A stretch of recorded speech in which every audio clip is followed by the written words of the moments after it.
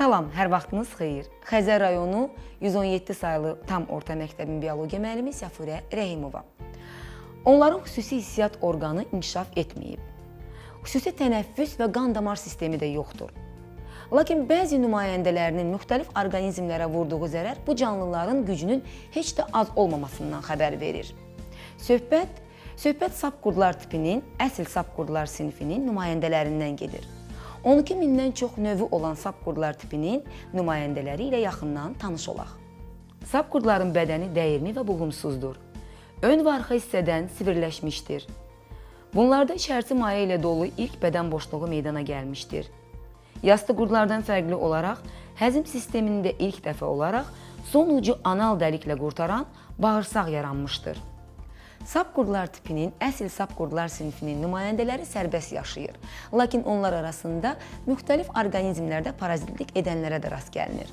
İnsan askaridi və uşaq bizquyruğu əsl sapqurdlar sinifinin tipik nümayəndələrindəndir.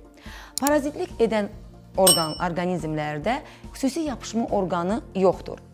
Bu tipin tipik nümayəndəsi olan insan askaridi haqqında bildiklərimizi sizinlə bölüşmək istəyirik.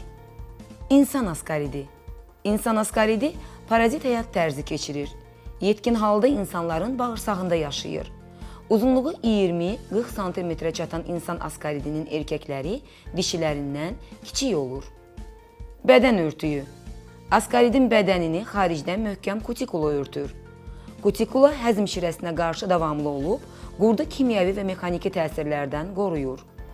Bədən örtüyünə daxildən uzunluğa istiqamətdə yerləşmiş saya əzələlər birləşir. Bunların hamısı birlikdə dəri əzələ hissəsini əmələ gətirir. Hərəkəti. Uzunluğuna əzələlər hesabına bədənini dalğavari hərəkət etdirən insan askaridi onu uzadıb qısalda bilmir. Həzm sistemi. Sapqurdlar tipinin nümayəndələrində həzm sistemi ön, orta və arxa bağırsaqdan ibarətdir. Askarid üzərində müşahidə edək. Ön hissəsində 3 dodaq çıxıntısına malik ağız yerləşir. Ağızdan qida udlağa, qida borusuna, oradan ektodermal mənşəli arxa bağırsağa daxil olur. Bağırsağın son ucu anal dəliklə qurtarır. Həzm olunmamış qida hissəcikləri bu dəlik vasitəsilə bədəndən xaric edilir. Sapqurdların qidalanmasına görə saprofit və parazit nümayəndələri var. İnsan askaridi parazitlər sırasındadır. İnsan orqanizmində parazitlik edir. Tənəffüsü. Xüsusi tənəffüs orqanı yoxdur. Bütün bədən səthi ilə tənəffüs edir. İfrazat sistemi.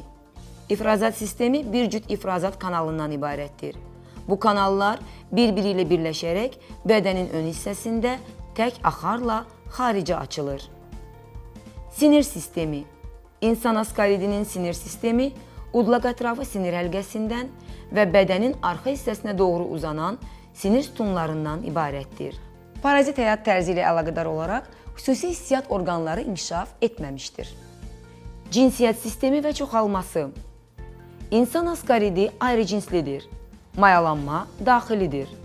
Dişilərdə bir cüt, erkəklərdə isə tək sap şəkilli cinsiyyət orqanları olur. Dişilərdə sapın nazik ucu yumurtalıqlar adlanır. Yumurtalıqlar ön hissədə tədricən böyüyərək yumurta borusunu və bunlar daha da yoğunlaşaraq balalığı əmələ gətirir. Balalığa mayalanmış yumurtalar daxil olur. Balalıqdan öndə birləşərək tək axarla qarın hissədə xaricə açılır. Erkəklərdə sap şəkilli tək cinsiyyət orqanının nazik hissəsi toxumluq adlanır. Burada spermatozoidlər əmələ gəlir. Toxumluq sərhədsiz olaraq nisbətən iri toxum borusuna keçir. Toxum borusu qısa, lakin iri olan toxum kisəsinə açılır. Bu kisədə hazır spermatozoidlər toplanır. Toxum kisəsi anal dəliyin ön hissəsində arxa bağırsağa açılır. İnsan askaridinin erkəyində cütləşmə orqanı olan iynəciklər də olur. Adətən parazitlərdən danışanda biz əsas və aralıq sahibi müəyyənləşdiririk. Lakin insan askaridinin inkişafında aralıq sahib yoxdur. Bir sahib var, o da insandır. İnsan askaridinin inkişafı. Askaridə yoluxmuş insanın bağırsağında yaşayan yetkin askaridin yumurtaları nəcis vasitəsilə ətraf mühitə düşür. Əlverişli temperatur, rütubət və oksigenli mühitdə inkişaf edən yumurtaların daxilində sürfələr əmələ gəlir. Bu dövrdə yumurtalar yoluxmaya artıq tam hazır vəziyyətdə olur.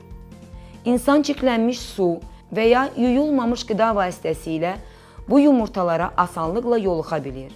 Udularaq nazik bağırsağa qədər gələn yumurtaların qabığı həzm şirələrinin təsirindən əriyir.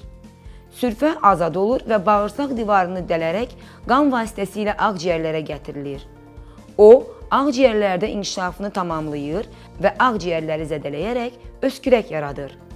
İnsan öskürdükdə bəlğəmlə ağız boşluğuna gətirilir və təkrar udularaq bağırsağa düşür. Burada yetkin qurda çevrilir. Sap qurdların digər geniş yayılmış parazit nümayəndəsi ankilostoma və ya əyribaş qurd adlandırdığımız canlıdır.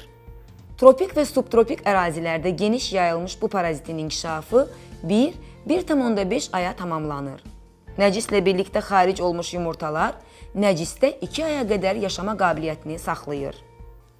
Sap qurdlar tipinin daha bir parazit nümayəndəsi də uşaq biz quyruğudur. Adətən uşaqların yoğun bağırsağında parazitlik edən bu qurdun erkəklərinin quyruq hissəsi spiralvari burulmuş, dişilərdə isə bu uzanaraq biş şəklini almışdır. Qurdun dişi fərdi bağırsaqdan çıxaraq yumurtalarını anus ətrafına qoyur. Həmin yerdə gicişmə və qaşınma əmələ gəlir. Uşaq həmin hissəni qaşıdıqda qurdun yumurtaları dırnaqlar arasına dolur, natəmiz əllə yumurtalar udularaq təkrar yoluxma baş verir. Odur ki, parazit sapqurdlara yoluxmamaq üçün gigiyenik qaydalara riayət etmək lazımdır. Sapqurdlar haqqında bu qədər. Nəyisə öyrənə bildinizsə, çox gözəl. Yox, nəsə yaddan çıxdısa, onda dərsi bir daha təkrar izləyin. Sağ olun, salamat qalın.